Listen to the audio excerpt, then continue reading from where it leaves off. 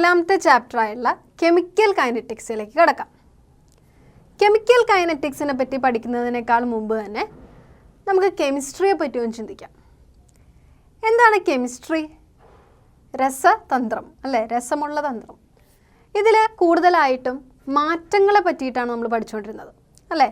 Reactant പ്രൊഡക്റ്റായി മാറുന്നു എന്നതിനെയാണ് നമ്മൾ chemical reactions എന്നെല്ലാം പറയുന്നത്.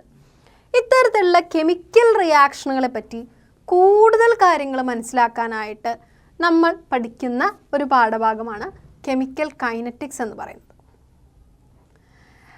ഏതൊരു കെമിക്കൽ റിയാക്ഷൻ എടുത്തു കഴിഞ്ഞാലും അതിന് പല വശങ്ങളുണ്ട്. ഒരു കെമിക്കൽ റിയാക്ഷൻ നടക്കുമോ ഇല്ലയോ എന്ന് നമ്മൾ ആദ്യമായിട്ട് മനസ്സിലാക്കേണ്ടതുണ്ട്. നമുക്കറിയാവുന്ന പോലെ തന്നെ ഒരു കെമിക്കൽ റിയാക്ഷൻ്റെ ഫീസിബിലിറ്റി അല്ലെങ്കിൽ അത് നടക്കുമോ ഇല്ലയോ എന്നെല്ലാം തെർമോഡൈനാമിക്സ് ഉപയോഗിച്ചുകൊണ്ട് നമുക്ക് എക്സ്പ്ലെയിൻ ചെയ്യാനായിട്ട് സാധിക്കും. നമ്മൾ +1 പഠിച്ചിട്ടുണ്ട് തെർമോഡൈനാമിക്സ്. തെർമോഡൈനാമിക്സിലെ പല ഇമ്പോർട്ടൻ്റ് ആയിട്ടുള്ള ടേമുകളും നമ്മൾ പഠിച്ചിട്ടുണ്ട്. അതിൽ ഏറ്റവും പ്രധാനപ്പെട്ടതായിട്ട് നമുക്ക് കൺസിഡർ ചെയ്യാൻ പറ്റുന്നതാണ് ഫ്രീ എനർജി അല്ലെങ്കിൽ ΔG എന്നെല്ലാം നമ്മൾ പഠിച്ചു കഴിഞ്ഞു അല്ലേ. അപ്പോൾ ഒരു കെമിക്കൽ റിയാക്ഷൻ ഫീസിബിൾ ആവണമെങ്കിൽ ഉള്ള മെയിൻ ആയിട്ടുള്ള കണ്ടീഷൻ എന്താണെന്നാണ് നമുക്കറിയാവുന്നത്. ΔG <0 അല്ലെങ്കിൽ ഫ്രീ എനർജി എപ്പോഴും നെഗറ്റീവ് വാല്യൂ ആണെങ്കിൽ മാത്രമാണ് ഒരു കെമിക്കൽ റിയാക്ഷൻ തെർമോഡൈനാമിക്കലി ഫീസിബിളായിട്ട് നടക്കുകയുള്ളൂ. അപ്പോൾ ഒരു കെമിക്കൽ റിയാക്ഷൻ്റെ ഫീസിബിലിറ്റിയെ പറ്റി എക്സ്പ്ലെയിൻ ചെയ്യാനായിട്ട് നമുക്കൊരു പ്രത്യേക ബ്രാഞ്ച് തന്നെയുണ്ട്, അതാണ് തെർമോഡൈനാമിക്സ്.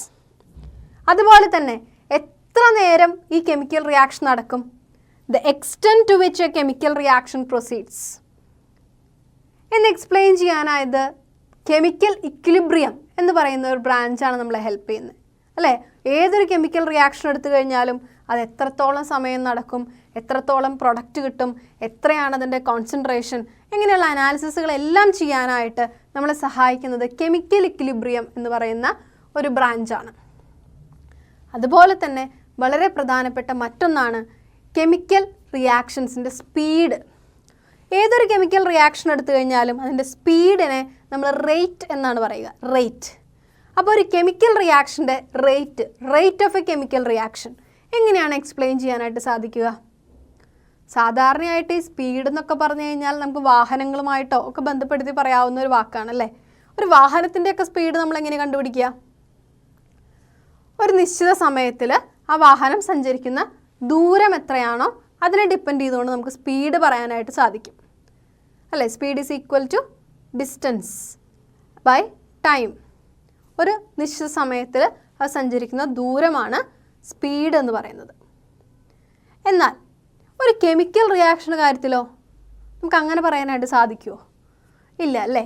അതുകൊണ്ട് തന്നെ ഒരു കെമിക്കൽ റിയാക്ഷൻ്റെ കാര്യത്തിൽ അതിൻ്റെ റിയാക്ഷൻ സ്പീഡ് അല്ലെങ്കിൽ റേറ്റ് അത് ഏതൊക്കെ ഫാക്ടേഴ്സിനെ ഡിപ്പെൻഡ് ചെയ്തിരിക്കുന്നു എന്നിവയെല്ലാം എക്സ്പ്ലെയിൻ ചെയ്യാനായിട്ട് നമ്മളെ സഹായിക്കുന്ന ഒരു ബ്രാഞ്ചാണ് കെമിക്കൽ കൈനറ്റിക്സ് എന്ന് പറയുന്നത്. അപ്പോൾ ഒരു കെമിസ്റ്റിനെ സംബന്ധിച്ചിടത്തോളം തെർമോഡൈനാമിക്സും കെമിക്കൽ ഇക്വിലിബ്രിയവും അതുപോലെ തന്നെ കെമിക്കൽ കൈനറ്റിക്സും എല്ലാം വളരെ പ്രധാനപ്പെട്ട ശാസ്ത്രശാഖകളാണ്.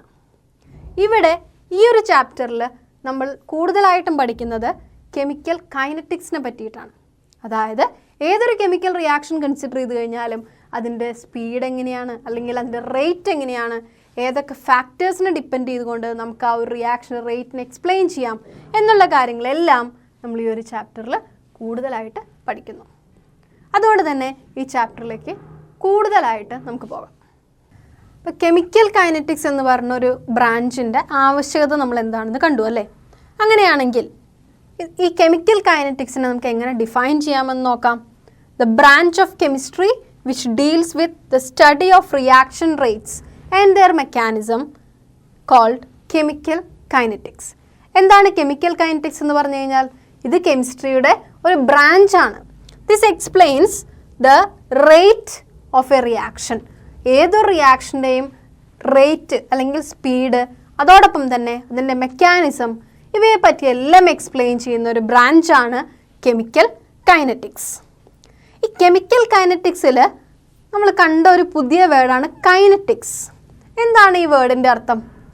കൈനറ്റിക്സ് എന്ന് പറയുന്ന വേർഡ് ഗ്രീക്ക് വേർഡായിട്ടുള്ള കിനസിസ് എന്ന വേർഡിൽ നിന്ന് ഒറിജിനേറ്റ് ചെയ്തതാണ്. കിനസിസ് എന്ന് പറയുന്ന വാക്കിൻ്റെ അർത്ഥം മൂവ്മെൻറ്റ് എന്നാണ്. മൂവ്മെൻറ്റ്, ചലിക്കുന്നത്. അതായത് ഏതൊരു കെമിക്കൽ റിയാക്ഷനിലെയും പാർട്ടിക്കിൾസിൻ്റെ അല്ലെങ്കിൽ അതിൽ ഇൻവോൾവ് ചെയ്യുന്ന വസ്തുക്കളുടെ ചലനവുമായി ബന്ധപ്പെട്ട്, മൂവ്മെൻറ്റുമായിട്ട് ബന്ധപ്പെട്ട് നമുക്ക് എക്സ്പ്ലെയിൻ ചെയ്യാവുന്നതാണ് കെമിക്കൽ കൈനറ്റിക്സ്. കുറച്ച് എക്സാമ്പിൾസ് നമ്മൾ കൺസിഡർ ചെയ്ത് കഴിഞ്ഞാൽ ഒരുപാട് കെമിക്കൽ റിയാക്ഷൻസ് നമുക്ക് ഡെയിലി ലൈഫിൽ കാണാനായിട്ട് സാധിക്കും അല്ലേ? നമ്മൾ ചെറിയ ക്ലാസ്സുകളിൽ പറഞ്ഞു വരുന്ന ഇരുമ്പ് തുരുമ്പെടുക്കുന്നത് മുതൽ ഡയമണ്ട് ഗ്രാഫൈറ്റ് ആയിട്ട് മാറുമോ എന്ന് വരെ നമ്മൾ ചിന്തിച്ചേണ്ടിയിരിക്കുന്നു. ഇരുമ്പ് തുരുമ്പെടുക്കുന്ന റിയാക്ഷൻ ഒരു മോഡറേറ്റ് സ്പീഡിൽ നടക്കുന്ന ഒരു റിയാക്ഷൻ ഉദാഹരണമാണ് അല്ലേ? എന്നാൽ ഡയമണ്ട് ഗ്രാഫൈറ്റ് ആയിട്ട് മാറുമോ? ഒന്ന് ആലോചിച്ച് നോക്കൂ. തെർമോഡൈനാമിക്കലി പറയുകയാണെങ്കിൽ ഡയമണ്ട് ഗ്രാഫൈറ്റായി മാറും എന്നാണ് പറയപ്പെടുന്നത്. It is feasible that diamond can change into graphite form. എന്തായിരിക്കും ആ ഒരു അവസ്ഥ അല്ലേ? ഇത്രയും വില കൂടിയ ഡയമണ്ട് ഏതെങ്കിലും ഒരു സാഹചര്യത്തിൽ ഗ്രാഫൈറ്റ് ആയിട്ട് മാറുക, ആലോചിക്കാൻ പോലും സാധിക്കുന്നില്ല അല്ലേ? എന്നാൽ കെമിക്കൽ കൈനറ്റിക്സ് പ്രകാരം പറയുന്നത് ഈ ഒരു റിയാക്ഷൻ റേറ്റ് വളരെ സ്ലോ ആണെന്നാണ്. അതുകൊണ്ട് തന്നെ ഇത് രണ്ടും കോറിലേറ്റ് ചെയ്യാൻ പറയാൻ പറ്റാത്തത്ര വ്യത്യാസത്തിലാണ് ഇരിക്കുന്നത്. തെർമോഡൈനാമിക്സ് പ്രകാരം ഒരു റിയാക്ഷൻ ഫീസിബിൾ ആവുകയും എന്നാൽ കെമിക്കൽ കൈനറ്റിക്സ് പ്രകാരം അതിൻ്റെ റേറ്റ് വളരെ സ്ലോ ആവുകയും ചെയ്യുന്നു. ഇത്തരത്തിലുള്ള ഒരുപാട് കാര്യങ്ങൾ നമ്മൾ ഈ ഒരു ചാപ്റ്ററിൽ പഠിക്കാനായിട്ട് പോകുന്നുണ്ട്. അതുകൊണ്ട് തന്നെ കൂടുതൽ കാര്യങ്ങളിലേക്ക് കടക്കാം.